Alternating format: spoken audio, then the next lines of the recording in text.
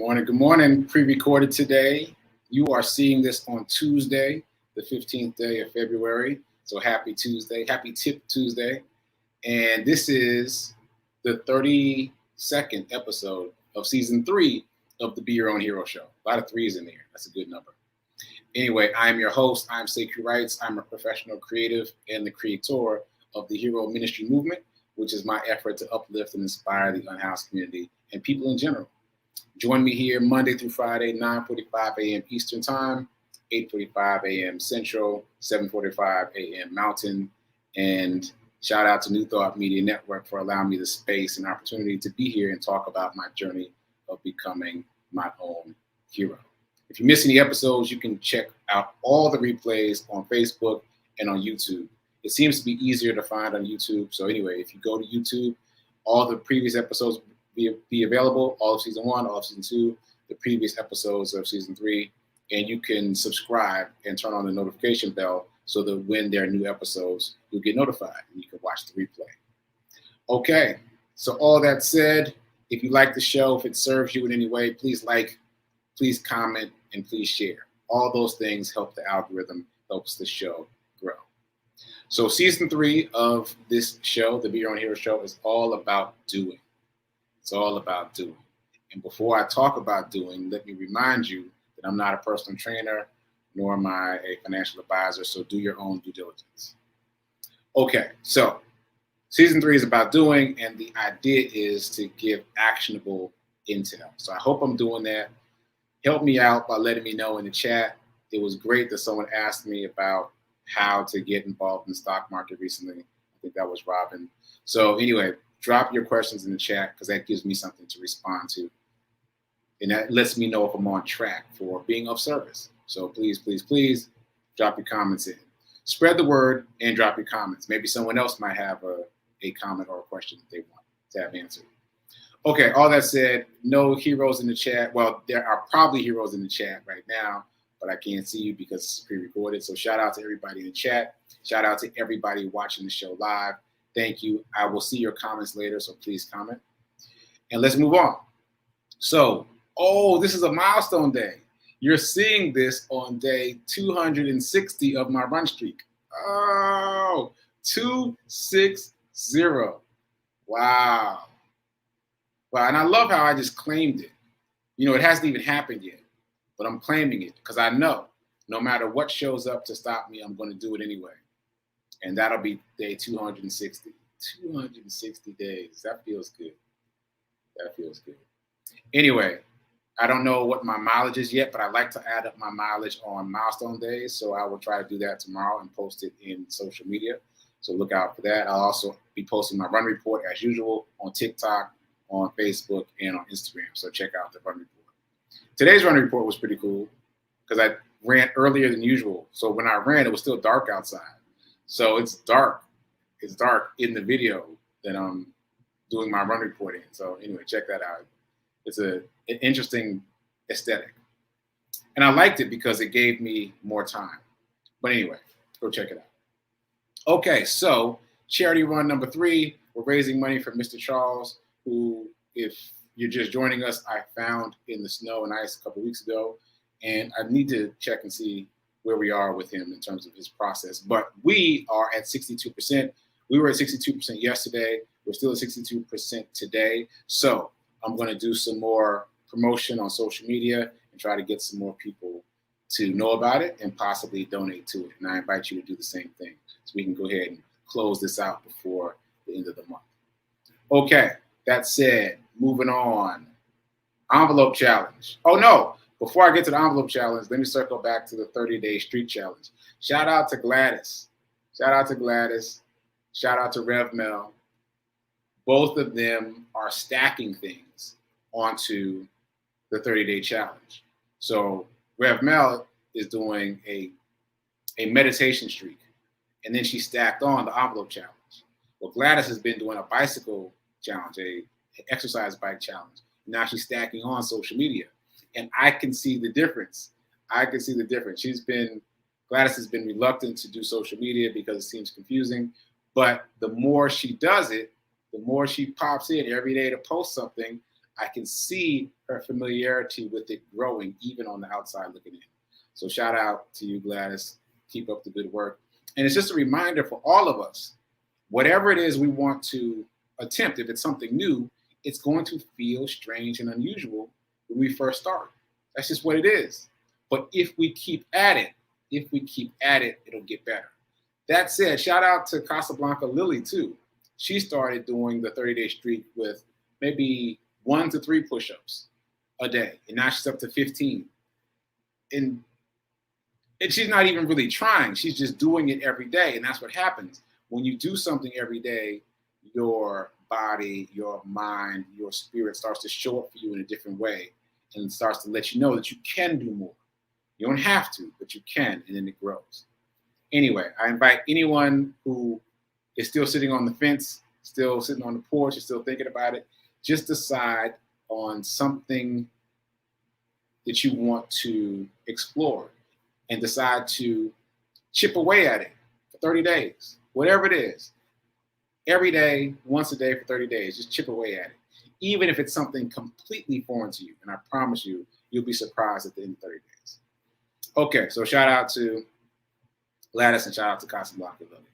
Okay, envelope challenge. So I got my dice here. I'm going to roll my dice. And the winner is 1. Easy day. Easy day for Tuesday.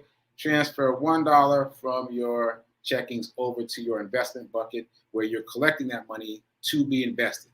Let's be clear. This is not another savings account that is just a savings account.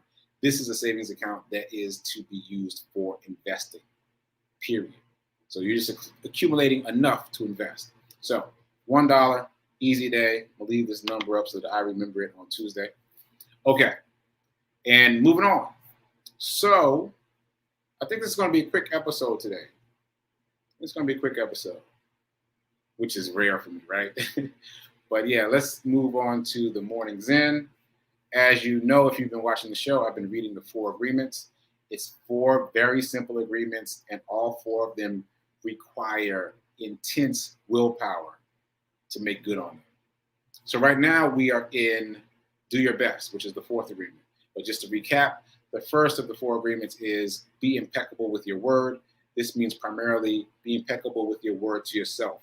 Say kind things to yourself. Then don't make assumptions. Man, don't make assumptions. There's nothing more to say about it. Just don't make assumptions. Well, I'll say one more thing. Ask clarifying questions so that you can avoid making assumptions. Take nothing personally. I inverse number 2 and number 3, but take nothing personally.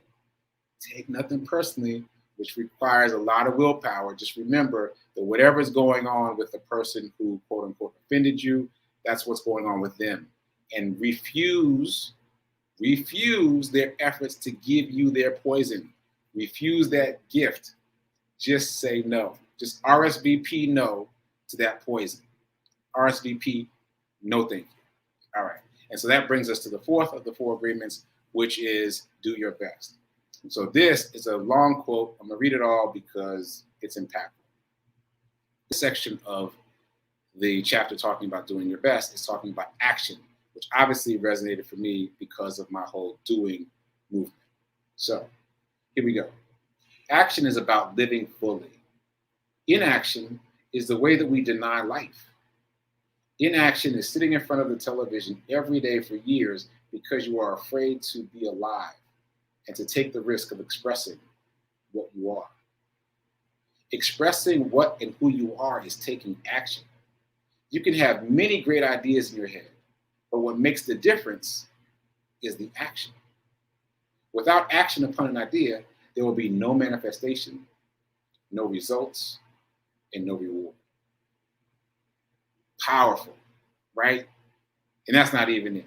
You're going to think that I'm making this next paragraph up, but I swear to you, this is what's in the book, The 4 Agreements by Don Miguel Ruiz. Ready for this?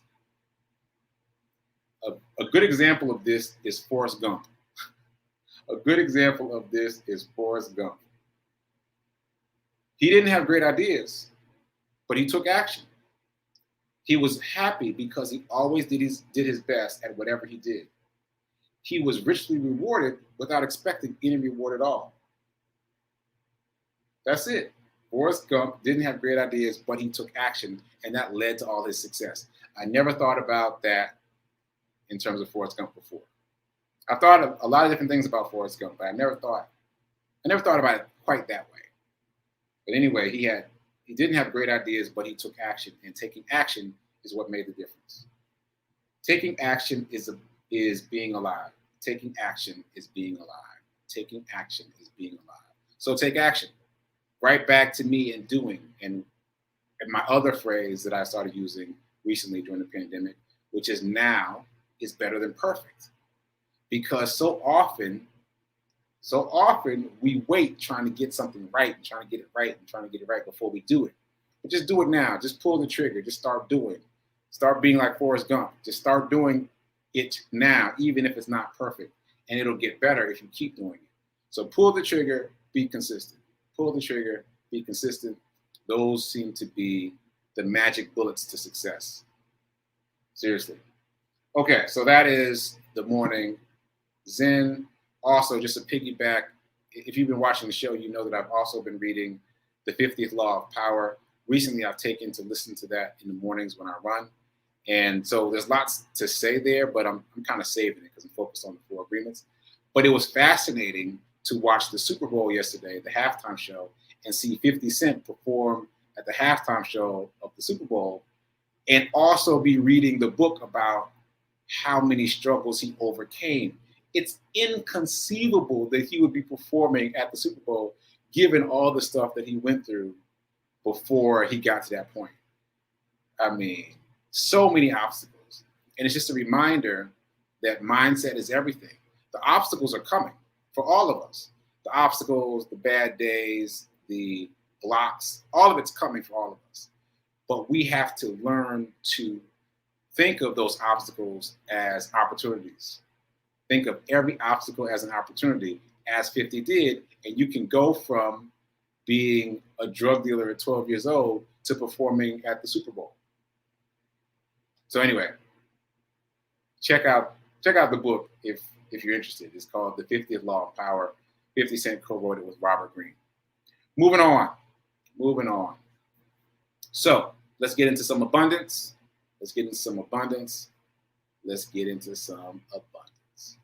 Okay, I am so happy and grateful to be a multi-millionaire in every area of my life. I am so happy and grateful to be a multi-millionaire in every area of my life. Drink it in, make yourself feel it, remember it when you're out there in the world and things start to not go your way. Remember that affirmation. Also, my reminder, if you only spend, you'll stay poor. If you only save, you'll stay middle class. But if you want to get wealthy, you must invest. It's not optional. All right. So that said, this is Tip Tuesday, and I want to give a tip. I recognize, based on the comments or the lack thereof, that there aren't a lot of people who are tracking my conversation about trading. And I get it. It's a bit complicated. It's a bit daunting. But that's why I keep talking about it, because it's not as daunting as you think. I promise you, it's not as daunting as you think. So that said, I want to give one action step that I hope some people will take action on. And then we'll see what happens after that. Maybe we'll keep talking about trading, maybe not. But I'm going to give you a concrete action step. So not too long ago, I introduced you to the concept of candlesticks. And these are candlesticks. This was a system of reading the stock market that was invented in the 1700s in feudal Japan. It was first used in the Japanese stock market in the 1870s and still is in use today. Here we are in 2022 and it's still being used today. It's a very powerful system. Each of these candles represents a bit of information. And the combination of candles represent different movements of the market. So I'm going to show you what one of those candles means. And let me tell you a story first. So this is the candle that fascinated me the most because, like you probably, I was a bit overwhelmed by all this information, all these shapes, all these shapes and colors on the screen. But there was a word that stood out to me as I was reading and I was listening to more and more about candlesticks. There was a word that kept standing out to me. Doji. Doji. And I had a roommate who spoke Japanese, in my adult life, I had a roommate who spoke Japanese, and it just reminded me of something he used to say. And so I really gravitated towards that word, doji, doji. And ultimately, I looked it up. I was like, what does doji mean in Japanese? Now, you'll never guess. You'll never guess what doji means in Japanese. But I'm betting, drop a guess in the chat. Drop a guess in the chat. But I'm guessing what you're thinking is the same thing I was thinking. Something that has to do with money, right? Money, wealth, abundance, income, dollars, cents. No, none of those things, which is why I love Candlesticks so much. It's funny and accessible. Doji, I looked it up. In Japanese, doji means mistake. It means whoops, my bad, whoops. Are you serious? It means whoops, we're talking about a multi-trillion-dollar industry, and there is something in this industry that just means, my bad.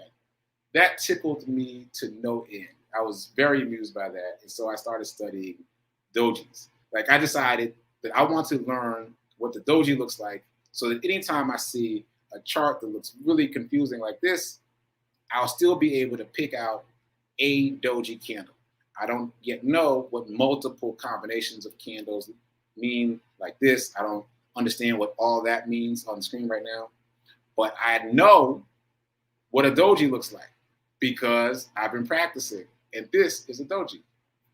That's a doji candle, right? It's flat. So as compared to these other candles with wide bodies, the doji candle is flat, like a cross. So what this means is that the opening price of a security, a stock in this case, but it can be any security, any financial instrument, the opening price is the same or very close to the same as the closing price for whatever the session was, or if the session was a day. The opening price at the top of the day is very close to the closing price at the bottom of the day, right? And so there's no range. These other candles show, each of those candles shows an opening price and a closing price, right? As compared to the doji, the opening price and the closing price are very close, and so it looks flat. So I've just been practicing recognizing this one candle, just this one, which makes me laugh because it means whoops. It means whoops. Now, in the context of the stock market, a doji candle represents indecision because these colors are bulls and bears. Bulls and bears. Now, of course, you've probably seen the statue of the big bear on Wall Street in a movie, in the background or something. My mom was watching Hitch the other day, and I saw that big bull in the background. It's an iconic statue in New York. I never knew what it meant, though. All it means is it represents the bulls. The bulls are the buyers, and the bears are the sellers. That's it. Bulls, bears, buyers, sellers. So the green candles are the bulls, and the red candles are the bears. So bull as in charging ahead to buy, and bear as in hibernating, like, nah, I'm gonna chill, right? That's all it is. So this candle, the doji candle, represents basically indecision because neither the bulls or the bears were able to pull ahead and create a full-size candle like one of these. Cool, right? So basically, every time you see this, and you can practice on your own, every time you see a stock chart or a chart that represents any kind of financial instrument, you can just look for the doji, just a flat line. And that means at that point, on that day, in that hour, there was indecision in the market between the bulls and the bears. They were basically at the same level. Neither side was able to influence the other.